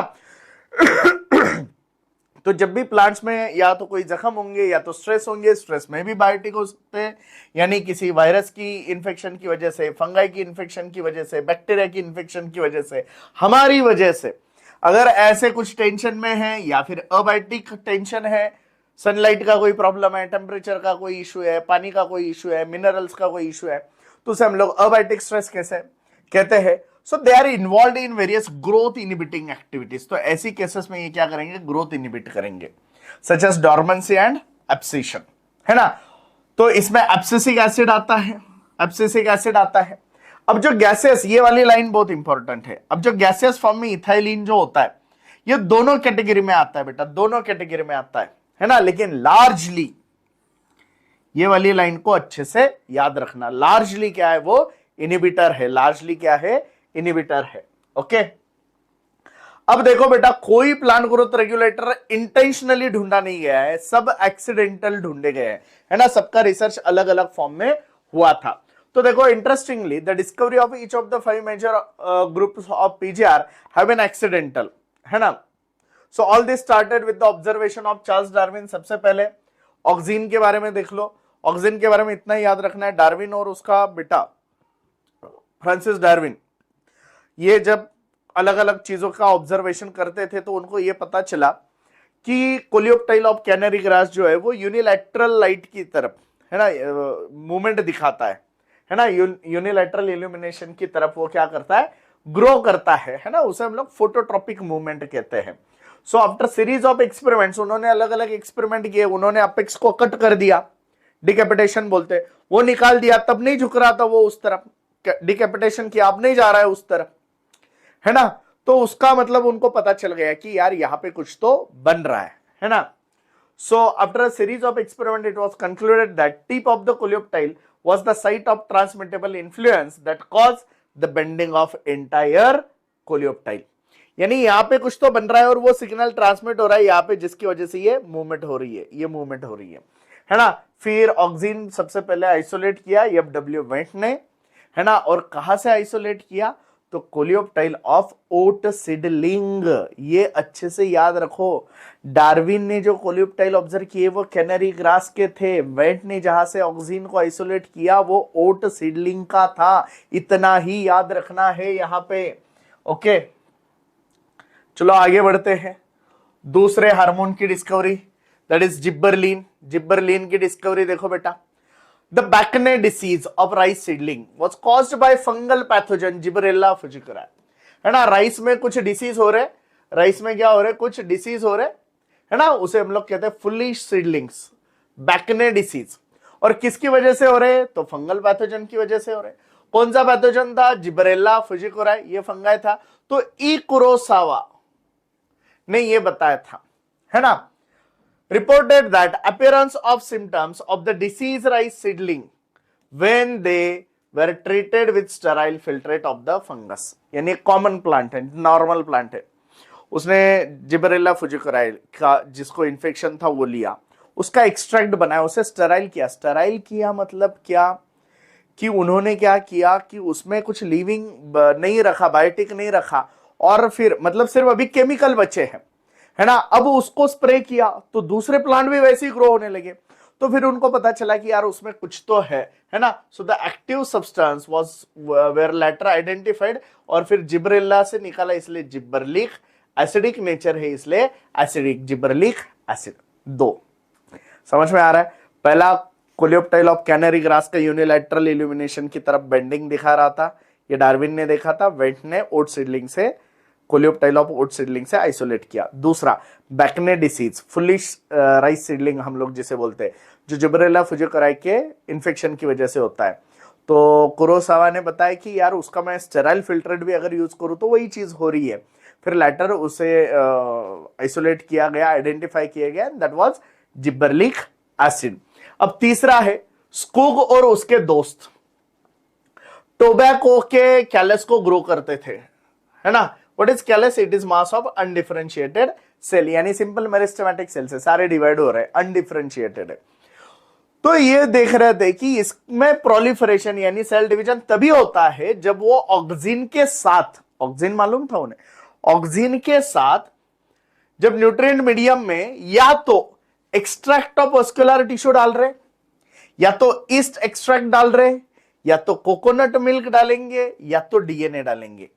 यानी टोबैको प्लांट के कैलस का प्रोलिफरेशन तभी होता है जब न्यूट्रिएंट मीडियम में ऑक्सीजन के अलावा या तो वस्कुलर टिश्यू का एक्सट्रैक्ट, या तो ईस्ट का एक्सट्रैक्ट, या तो कोकोनट मिल्क, या तो डीएनए, जब इनमें से कुछ डालेंगे तभी ग्रोथ हो रही है। तो फिर मिलर और इटल ने, है ना, यानी उसके दोस्तों ने लेटर आइडेंटिफाई किया और क्रिस्टलाइज किया that cytokinesis promoting active substance and that they termed as kinetin, kinesis करने वाला, इसलिए क्या नाम दिया उसे, काइनेटिन। समझ में आ रहा है वीडियो, समझ में आ रहा है। साइटोकाइनिन का डिस्कवरी समझ में आ गया। अब देखते हैं आगे का। तीन तो हो गए, जिब्बरलिक हो गया, ऑक्सीजन हो गया, अब साइटोकाइनिन हुआ। अब देखो एब्सिशन के बारे में। सो ड्यूरिंग मिड 1960s तीन इंडिपेंडेंट रिसर्चर ने कुछ केमिकल बताए और जिनका नाम था इनहिबिटर बी, अलग अलग नाम दिए थे, abscission 2 and dormin. Inhibitor B, abscission 2 and dormin, ऐसे तीन नाम दिए थे। बाद में पता चला कि यार ये तीनों केमिकली एक ही है है ना, later all three were proved chemically identical, फिर उनको एक ही नाम दिया, दैट इज एब्सिसिक एसिड। क्या नाम दे दिया बेटा उन्हें? Abscisic acid. आगे देखते हैं HH कजिन्स।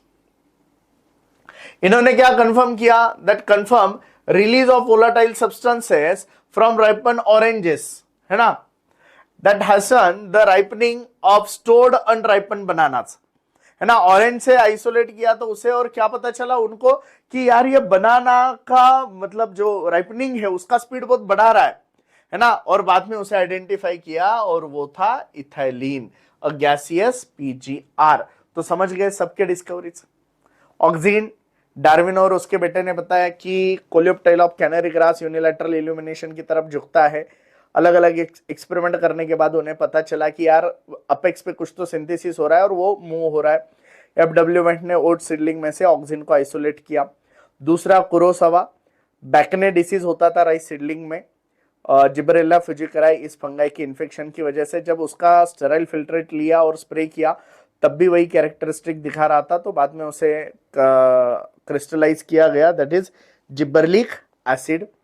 उसके बाद थर्ड नंबर पे था साइटोकाइनिन। ओके, अब इसमें क्या हुआ था कि स्कूग और वो जब एक्सपेरिमेंट्स कर रहे थे तो उन्होंने क्या देखा कि जब तक वो मतलब कैलस ग्रो करते थे टोबैको का, तो जब तक उसमें डिफरेंशिएशन नहीं होता है, जब तक वो ऑक्सीन के साथ या तो coconut milk, DNA, east extract या वास्कुलर टिश्यू एक्सट्रैक्ट नहीं यूज कर रहे, तो फिर उनको वहां से पता चला कि बाद में मिलर ने आइसोलेट किया और उसे नाम दिया काइनेटिन। फिर ये इनहिबिटर B एब्सिशन 2 डॉर्मिन को ढूंढा गया था, है ना, और बाद में पता चला कि यार ये तीनों तो केमिकली एक ही है, तो फिर उसको नाम दिया एब्सिसिक एसिड। और HH कजिन ने सबसे पहली बार ये बताया था कि राइपन ऑरेंजेस का जब वोलाटाइल सब्सटेंस उसमें से लेंगे तो वो अनराइपन बनाना का राइपनिंग बढ़ा रहे, और उसका नाम दिया था इथाइलिन। ओके, अब एक एक हार्मोन हम लोगों को देखना है। सबसे पहला है बेटा ऑक्सीन, बहुत इजी है, अच्छे से ध्यान दो बेटा क्या है। ऑक्सीन ग्रीक वर्ड से यूज लिया है ना। कहां से आइसोलेट किया था, ये वाली चीज को अच्छे से याद रखो, first isolated from human urine. The term auxin applied to the indole 3 acetic acid. अब आप बोलोगे सर यार ये प्लांट का हार्मोन है, हमारी यूरिन से कहां से निकाला? तो प्रॉब्लम ये है बेटा, हम तो खाते तो प्लांट मटेरियल ही है ना, तो इसलिए अब वो डाइजेस्ट नहीं होता है हमारे बॉडी में, इसलिए उसके कुछ पार्ट्स वो आ जाते हैं कंपोनेंट्स, और फिर वहां से हम लोगों को वो मिला था। The term auxin is applied to, किसको अप्लाई करते हैं? इंडोल 3 एसिटिक एसिड, और ऐसे ही और जो नेचुरल एंड सिंथेटिक कंपाउंड है जिनके पास क्या है, सर्टेन ग्रोथ रेगुलेटिंग प्रॉपर्टीज है। तो नेचुरल में कौन आता है बेटा? IBA आता है। नेचुरल में कौन आता है? IBA आता है, और सिंथेटिक में NAA और 2,4-D आता है।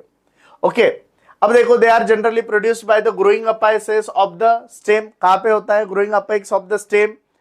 या तो रूट, हम लोगों ने ऑलरेडी देखा है ना कि ग्रोइंग अपेक्स पे ही होता था ना, वो growing apices of the stem and roots, है ना, from where they migrate to the region of their action. यानी बनेंगे यहाँ पे, मान लो देखो बना यहाँ पे, अब लेकिन इसकी मूवमेंट करानी है, तो मूवमेंट तो यहाँ पे हो रही है, ये तो यहाँ पे बनेगा और यहाँ पे ट्रांसपोर्ट किया जाएगा उसे, और यहाँ पे ये काम दिखाएगा। क्लियर? नेक्स्ट देखो, ऑक्सीन्स like IAA and indole butyric acid, oxygens like IAA and indole butyric acid have been isolated from plants, है ना, ये प्लांट से आइसोलेट किए इसलिए हम लोग इसे नेचुरल कहते हैं। और NAA that is naphthalene acetic acid and 2,4-D dichlorophenoxy acetic acid, ये सिंथेटिक ऑक्सीन है। कैसे ऑक्सीन है? सिंथेटिक ऑक्सीन है। So all these oxygens have been used extensively in agriculture and horticulture, यहाँ पे हम लोग इन्हें यूज करते हैं। अब इनके फंक्शन को हम लोगों को लर्न करना होता है बेटा, है ना। अब इनके फंक्शन को लर्न करने के लिए मैं ऑलरेडी आपको एक निमोनिक बताता हूं हमेशा। आदि ने सिंड्रेला को दिया रेड फ्लावर, आदि ने सिंड्रेला को दिया रेड फ्लावर क्रिसमस पर, 14 फेब को नहीं दिया था, इसलिए ज्यादा खुश नहीं होना है। कब दिया था? क्रिसमस पर। और कब, कहां पे दिया था? क्रिसमस पे कहां पे मिलते हैं? चर्च की लॉन पे। कहां पे मिलते हैं? चर्च की लॉन पे।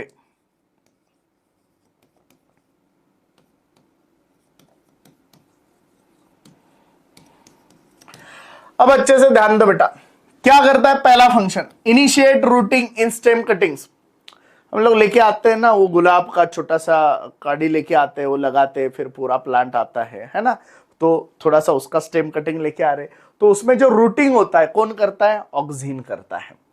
प्रमोट्स फ्लावरिंग इन पाइनएप्पल, कौन करता है? ऑक्सीन करता है ना। Prevent fruit and leaf drop at early stages, यानी यंग है तो उसे नीचे गिरने नहीं देगा, लेकिन बुढ़े है तो मरने देगा। कोविड में देखो, मान लो कोई 34 साल का बंदा है और कोई 80 साल का बंदा है, तो डॉक्टर ने पहले किसे बचाने की कोशिश की? तो ऑब्वियसली 34। वैसे ही ये ऑक्सीन करता है। ऑक्सीन क्या करता है? यंग फ्रूट लीफ वगैरह है तो उन्हें प्रिवेंट करता है, नीचे गिरने से रोकता है। लेकिन अगर कोई बुढ़ा है, ओल्डर है, सीनेसेंस पे है, तो उसे मरने देता है, राइट। ओल्डर मैच्योर लीव्स का एब्सेशन होने देगा और यंगर का प्रिवेंट करेगा। Next, in most higher plants growing apical bud inhibits the growth of lateral buds.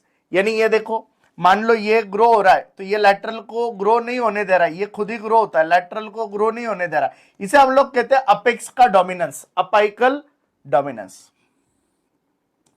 तो अपाइकल डोमिनेंस कौन बता रहा है बेटा? ऑक्सीन ही बता रहा है।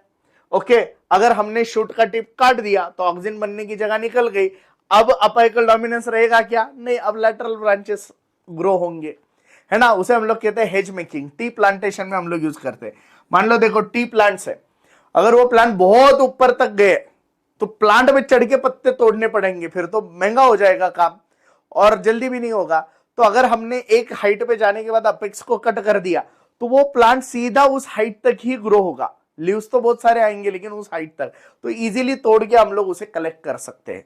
तो इसे हम लोग कहते हैं हेज मेकिंग, है ना, टी प्लांटेशन में। तो अपाइकल डोमिनेंस होता है। ओके,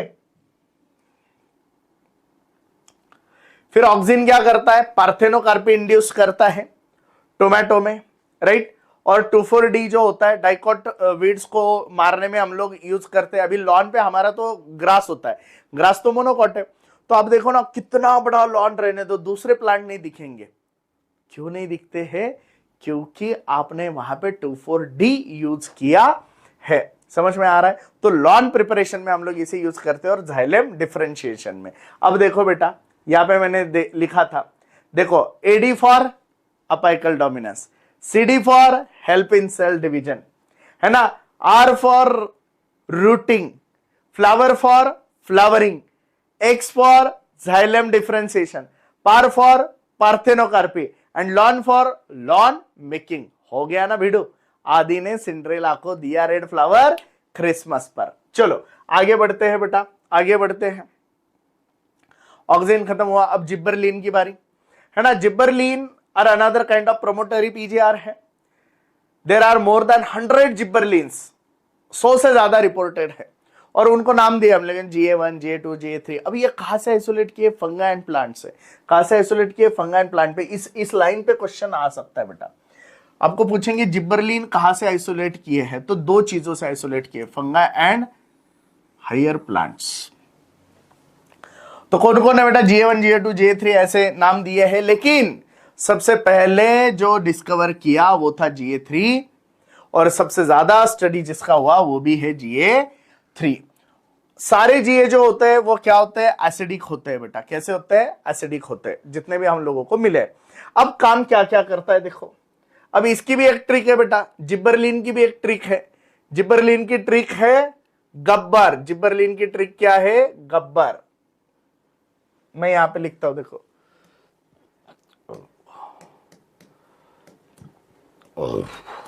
गब्बर। क्यों बेटा? गन्ना, ग्रेप, गोभी, यानी शुगर केन, ग्रेप और कैबेज, इसका अगर कोई क्वेश्चन आ गया तो क्या आंसर लिखेगा तू? जिब्बरलिन। ए फॉर, बचपन से पढ़ते आए, ए फॉर एप्पल, एप्पल की इलोंगेशन कौन करेगा? Gibberellin. B for brewing, brewing industry में माल्टिंग के लिए किसको यूज करेंगे? Gibberellin. B for bolting, bolting के लिए किसको यूज करेंगे? जिब्बरलिन। इस ए का कोई सिग्निफिकेंस नहीं। और ये जो है R, R for rosette plants में, रोजेट प्लांट्स में जो होता है वो कौन होता है? जिब्बरलिन। अब अच्छे से ध्यान दो बेटा, है ना, अब अच्छे से ध्यान दो। They are produce wide range of physiological responses. पहला, increase in length of axis used to increase the length of grape stalk, यानी ग्रेप। क्या आंसर आएगा बेटा? जिब्बरलिन। समझ में आ रहा है? Gibberellin causes fruit like apple to elongate, apple का इलोंगेशन, ए फॉर एप्पल, कौन है बेटा? जिब्बरलिन, है ना। उसके बाद डिले सीनेसेंस एक है ना। The fruits can be left on the tree, है ना, फल को हम लोग ट्री पे रख सकते कुछ समय के लिए। क्यों? मान लो मैंने तोड़ लिए तो उसे मुझे तुरंत मार्केट में जाके बेचना पड़ेगा, लेकिन आज मार्केट में रेट बहुत कम है, 8-10 दिन ऐसे ही चलने वाला है, तो मैं क्या करता हूं? जिब्बरलिन स्प्रे करता हूं, ताकि फल ज्यादा समय तक प्लांट पे ही रहे, मुझे निकालने की नौबत ना आए, तो मार्केट पीरियड बढ़ जाता है ना। क्या होता है? Extend the market period. G3 किसके लिए यूज हो रहा है बेटा? माल्टिंग प्रोसेस के लिए इन द ब्रेविंग इंडस्ट्री। क्या होता है माल्ट? जैसे हम लोग घर पे भी माल्टिंग करते हैं। देखो गेहूं है, मैंने पानी में डुबाया, पानी में रखा, उसे भिगोया, फिर वहां से निकाला, और जब निकालूंगा तो उससे स्प्राउटिंग हो जाएंगी धीरे धीरे। जैसे स्प्राउटिंग होती है उसे ड्राई करो और फिर वहां से बेवरेजेस बनाते हैं, तो इस प्रोसेस को माल्टिंग कहते हैं। बियर वगैरह बनाने की प्रोसेस में ये यूज होता है। Okay, next, sugarcane crop में increase the length of the stem, 20 ton per एकड़ प्रोडक्शन बढ़ता है, यानी गन्ना, ग्रेप, गोभी। मैंने बोला ना, इसके बारे में कुछ भी क्वेश्चन आया, आंसर क्या आएगा हमारा? जिब्बरलिन। आगे देखो, जुवेनाइल कोनिफर पे अगर हम लोग इसे स्प्रे करते हैं तो मैच्योरिटी पीरियड फास्ट कर देता है और जल्दी से सीड प्रोडक्शन करता है। वो क्या करता है? जल्दी से सीड प्रोडक्शन। जिब्बरलिन और क्या करता है? Promotes bolting. बोल्टिंग यानी क्या? इंटरनोड का इलोंगेशन। दो नोड के बीच में जो जगह होती है उसको हम लोग कहते हैं, जहां से लीफ निकलते बेटा वो पोजीशन होती है नोड। दो नोड के बीच में जो जगह होती है उसे कहते हैं इंटरनोड, है ना। गन्ने में देखो होते हैं ना, तो जो 2 पॉइंट्स होते हैं, है ना, जहां से लीफ निकलते हैं, उसे हम लोग कहते हैं नोड्स, और बीच में जो है उसे कहते हैं इंटरनोड। तो इंटरनोड को इलोंगेट करने का काम भी ये करता है। किन में? बीट, कैबेजेस और दूसरे रोजेट हैबिट प्लांट्स में, रोजेट हैबिट प्लांट्स में। समझ में आ गया बेटा? तो मेरी निमोनिक जो है गब्बर, इसके अलावा आपको सिर्फ जुवेनाइल कोनिफर याद रखने हैं, ओके, और ये डिले सीनेसेंस याद रखना है, बाकी सब तो आ गया। क्लियर बेटा? अब हो गया जिब्बरलिन। चलो आगे बढ़ते हैं। साइटोकाइनिन, अच्छे से ध्यान दो। Cytokinin have specific effects on cytokinesis. नाम में है बेटा, साइटो का डिवीजन, सेल का डिवीजन, है ना। और discovered as a kinetin, discovered किया, मॉडिफाइड फॉर्म ऑफ एडेनिन। किसका मॉडिफाइड फॉर्म है बेटा? एडेनिन। कहां से आइसोलेट किया था? हेरिंगस्पर्म डीएनए, ये एक स्पीश है बेटा, हेरिंगस्पर्म डीएनए से। अब कुछ एक्सपेरिमेंट कर रहे थे उसमें, उसके डीएनए को मतलब ऑटोक्लेव किया था स्टेराइल करने के लिए, और उसको यूज किया तो पता चला यार ये सेल के डिवीजन का रेट बढ़ा रहा है। वापस से करके देखा सेम हो रहा था, फिर वो आइसोलेट किया, उसको नाम दिया था काइनेटिन। अब आगे देखो, है ना।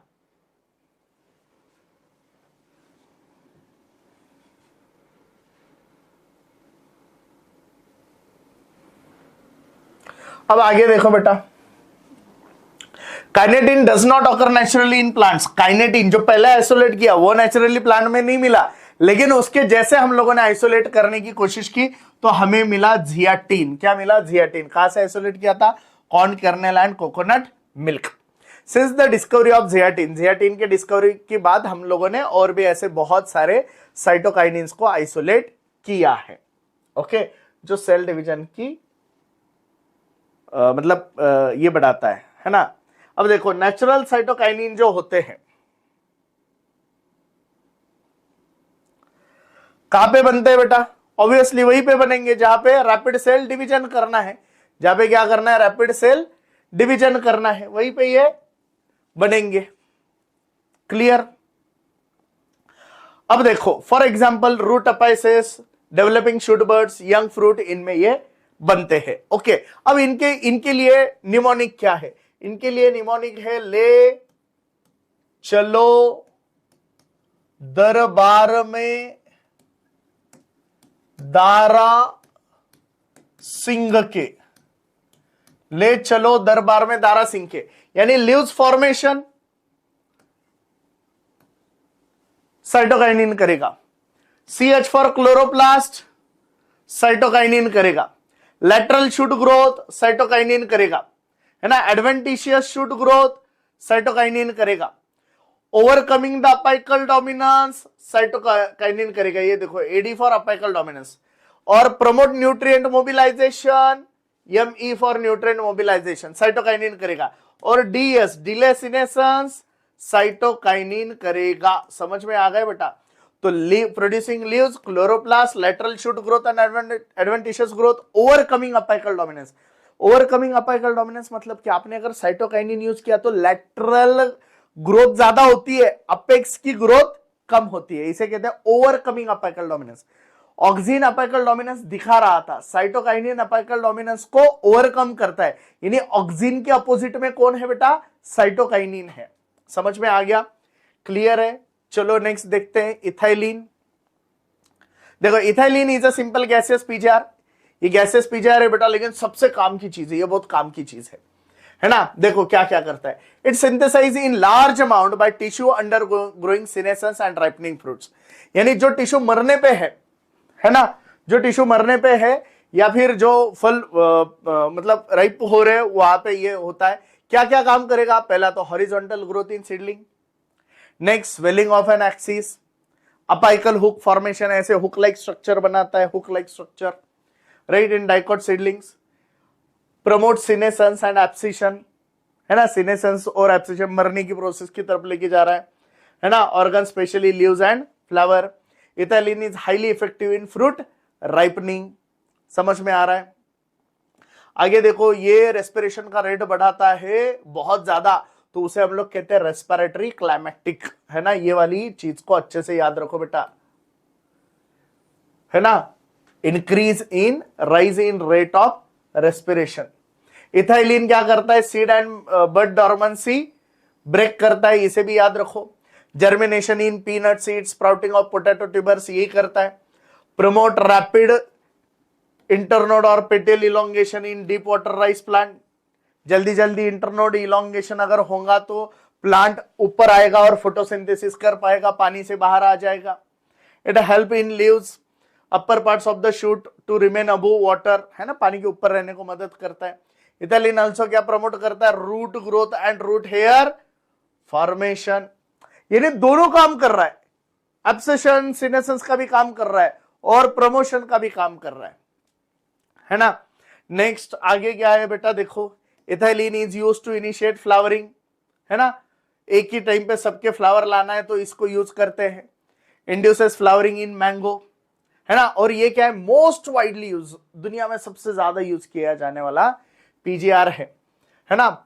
So the most widely used compound as a source of ethylene. अब डायरेक्ट इथाइलिन तो यूज नहीं कर सकते क्योंकि ये तो गैसेस से इवापोरेट हो जाएगा, तो उसकी जगह पे यूज होता है इथेफॉन। क्या यूज होता है? इथेफॉन। इथेफॉन एक्वस सॉल्यूशन है बेटा, यानी हमारी गाड़ी में कैसे रूम फ्रेशनर के जेल होते हैं, धीरे धीरे धीरे फ्रेगनेंस देते रहते हैं, वैसे ये इथेफॉन होता है बेटा, है ना। Transported with in the plant and releases ethylene, slowly release करेंगे।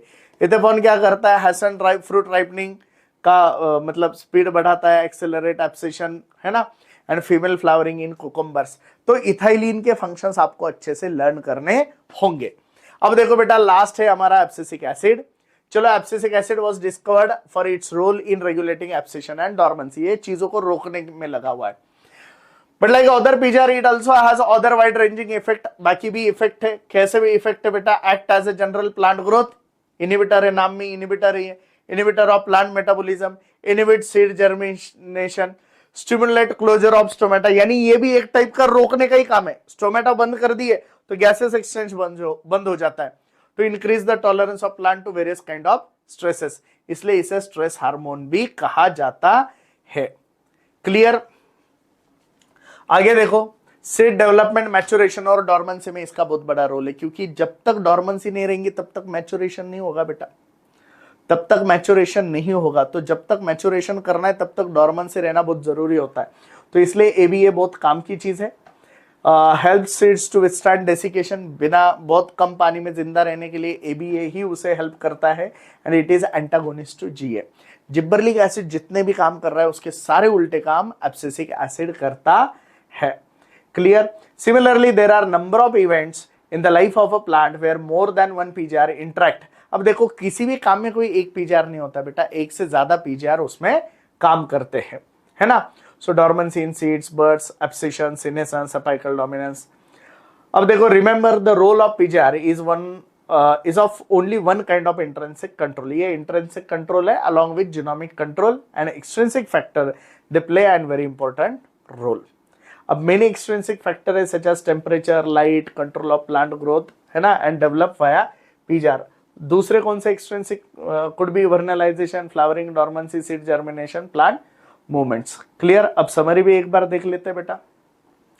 Growth is one of the most conspicuous event है ना, easily दिखता है. It is an irreversible increase expressed in parameters such as size, area, length, height, volume, cell number. It is conspicuously involves increased protoplasmic material. Protoplasmic material बढ़ता है. In plants, meristems are the site of growth. Meristem जहाँ पे growth होती है. Root and shoot apical meristem, sometimes along with intercalary meristem, contribute the elongation of the plant axis. Growth indeterminate होती है in higher plants following cell division in root, shoot, apical meristem cells. The growth could be arithmetic भी हो सकती है, geometric भी हो सकती है, हमने देखा. Growth may not be generally is not sustained at a high rate throughout the life of cell, tissue, organ, organism. देखो growth generally मतलब जैसे कि वैसी नहीं रहती है. One can define three principal phases of growth. तीन phases होते हैं, lag, log and senescent phase, है ना, या फिर हम लोग उसे stationary कहते हैं. When a cell loses the capacity to divide, cell जब डिवाइड होने की कैपेसिटी लूज करते हैं उसे डिफरेंशिएशन कहते हैं. Differentiation result in development of structures that is commensurate with the function of the cell. Differentiation की वजह से सेल का एक पर्टिकुलर डेवलपमेंट होता है, स्ट्रक्चरल डेवलपमेंट, जिसकी वजह से वो एक पर्टिकुलर काम करती है ना. Differentiation result in development of structures that is commensurate with the function of the cell. Finally has to perform. General principle for differentiation for a cell, tissue and organ are similar. A differentiated cell may be differentiate and then redifferentiate. मतलब differentiate होने के बाद de-differentiate और वापस से redifferentiate भी हो सकती है. Since differentiation in plant is open, the development could also be flexible. Differentiation open है तो development flexible है. That development is the sum of growth and differentiation. Plant exhibit plasticity in development. आगे देखो, plant growth and development are under the control of both intrinsic and extrinsic factor. Intercellular factor में आते हैं PGR, है ना. They are diverse group of PGR in plants, principally belonging to 5 groups. Auxin है, gibberellin है, cytokinin है, abscisic acid है, ethylene है. This PGR synthesized in various parts of the plant. They control different differentiation and developmental events. Any PGR has diverse physiological effect on plants. Diverse PGR also manifest similar effects. अलग अलग PGR एक साथ आके एक भी effect दिखा सकते हैं. PGR में एक्ट सिनर्जिस्टिकली, दोनों मिलके भी काम कर सकते हैं, दोनों एक दूसरे के अपोजिट में भी काम कर सकते हैं, जैसे एब्सिसिक एसिड और जिबरलिक एसिड करते हैं. Plant growth and development is also affected by light. Plant growth और development light, temperature, nutrition, oxygen, gravity और इनसे भी अफेक्ट होते हैं. तो बेटा यहाँ पे हमारा प्लांट ग्रोथ एंड डेवलपमेंट खत्म हुआ है. तो बच्चों ऐसे ही जबरदस्त ANR पे एडवांस एनसीईआरटी रीडिंग के सेशन देखने के लिए, ढासू स्टेटमेंट देखने के लिए हमारे इस चैनल को सब्सक्राइब करना मत भूलिए. हमारी इंस्टाग्राम को फॉलो करना मत भूलिए, वहां पे हम लोग सारे निमोनिक्स ट्रिक्स वगैरह डालते हैं, उसे फॉलो करना मत भूलिए. और अगर आपके आजू बाजू में आपके दोस्त अगर है तो उन्हें DCB बायोलॉजी के ऑफलाइन बैचेस ज्वाइन करने के लिए बताना मत भूलिए. Thank you very much.